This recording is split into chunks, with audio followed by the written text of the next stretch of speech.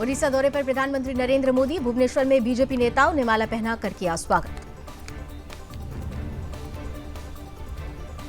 भुवनेश्वर में प्रधानमंत्री ने कहा, आज मुझे बाबा लिंगराज की पवित्र धरती पर आने का सौभाग्य मिला है। मैं इस महान धरती को महाप्रभु जगन्नाथ को नमन करता हूं। पीएम ने किया ओडिशा की जनता का धन्यवाद। बोले, यहां पर इतनी संख्या में लोग आए हैं, मैं आपके प्यार के लिए आपका बहुत आभारी हूं।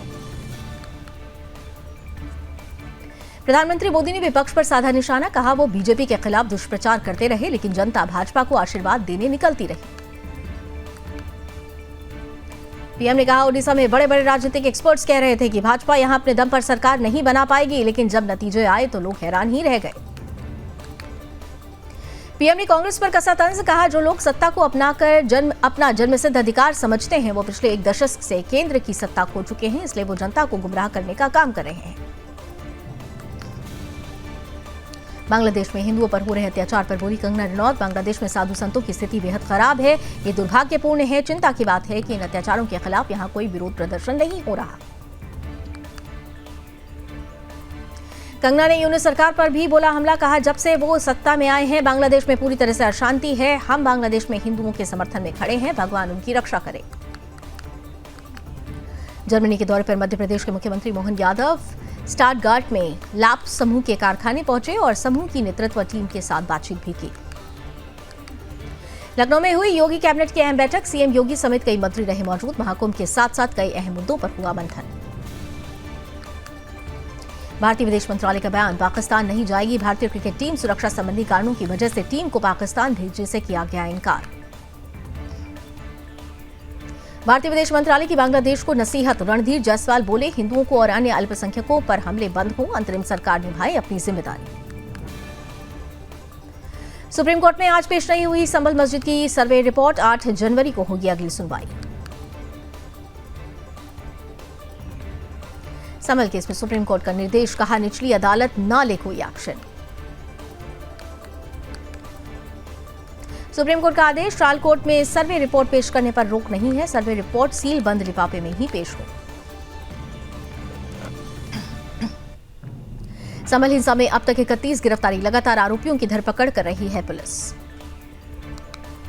संभल में इंटरनेट अब भी बंद। प्रशासन का निर्देश, एक बार फिर इस पर समीक्षा करेंगे और उसके बाद ही कोई फैसला लेंगे। सपा सांसद रामगोपाल यादव का केंद्र सरकार पर बड़ा हमला। कहा, सरकार संभल अडानी मणिपुर के मुद्दे पर भाग रही है। सरकार चाहती ही नहीं है कि सदन चले। लोकसभा की कार्यवाही 2 दिसंबर तक स्थगित। विपक्ष ने अडानी और संभल पर सरकार को घेरा। संसद के शीतकालीन सत्र में हंगामा। राज्यसभा की कार्यवाही 2 दिसंबर तक स्थगित। विपक्ष की लगातार नारेबाजी से सभापति जगदीप धनखड़ नाराज। बोले, इससे जायज नहीं ठहराया जा सकता। हम बहुत खराब मिसाल कायम कर रहे हैं।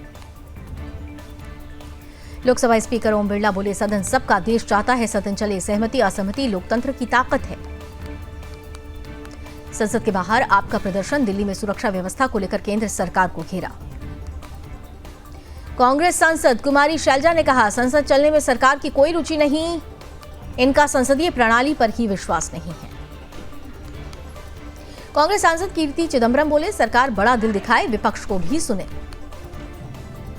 संसद के दोनों सदन स्थगित होने पर बीजेपी सांसद रवि किशन ने कहा, ये विरोधियों का काम है। हरियाणा और महाराष्ट्र की हार उनसे बर्दाश्त नहीं हुई। शांभवी चौधरी ने कहा, हमारे सामने एक ऐसा विपक्ष है जो देश के महत्वपूर्ण मुद्दों पर बात ही नहीं करना चाहता। सदन को स्थगित करने से देश का समय बर्बाद हो रहा है।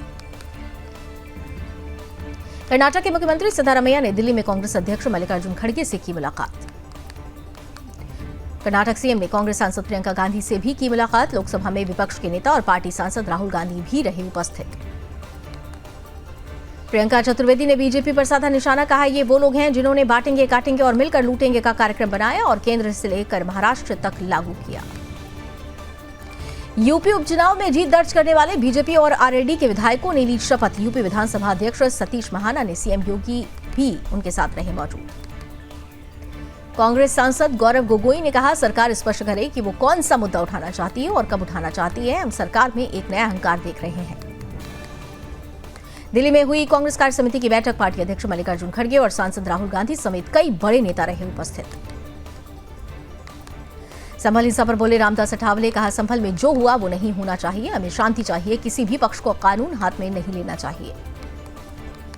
एमपी के खंडवा में मशाल जुलूस में झुलसे लोग, आग भड़कने के बाद भगदड़ से मची अफरा तफरी, 30 से ज्यादा लोग झुलसे। देश भर में 35 हाइड्रोजन ट्रेन चलाने की योजना, पहली हाइड्रोजन ट्रेन बनकर तैयार, जींद सोनीपत रूट पर होगा ट्रेन का ट्रायल। राजस्थान में 9 से 11 दिसंबर तक rising Rajasthan global investment summit का आयोजन, पीएम मोदी भी होंगे शामिल, सीएम भजनलाल शर्मा ने किया निरीक्षण। मध्य प्रदेश के मऊगंज में चलती एम्बुलेंस में नाबालिग से रेप, वारदात में दीदी और जीजा भी शामिल, पूरी रात बनाकर रखा बंधक। इंडियन नेवी ने की K4 बैलिस्टिक मिसाइल की सफल testing, 3500 kilometre range INS Arighat से लॉन्चिंग, ये भारत की दूसरी न्यूक्लियर सबमरीन। तमिलनाडु में कोस्ट गार्ड ने समुद्र में फंसे 6 मछुआरों और 4 मजदूरों को बचाया, खराब मौसम की वजह से फंस गए थे मजदूर।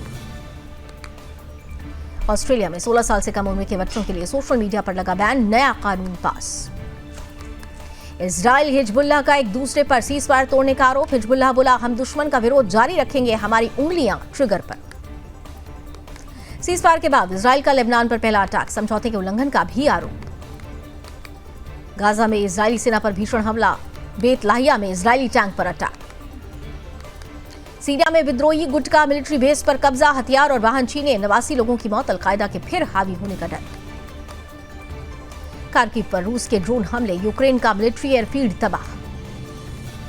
रूस ने यूक्रेन पर 188 मिसाइलें, ड्रोन दागे, एनर्जी ठिकानों को भी बनाया निशाना। राजधानी कीव पर ड्रोन के हमले के बाद मिसाइल अटैक, कीव में अब भी इमरजेंसी बिजली कटौती, 10 लाख लोग बिना बिजली के 0 डिग्री तापमान में रहने को मजबूर।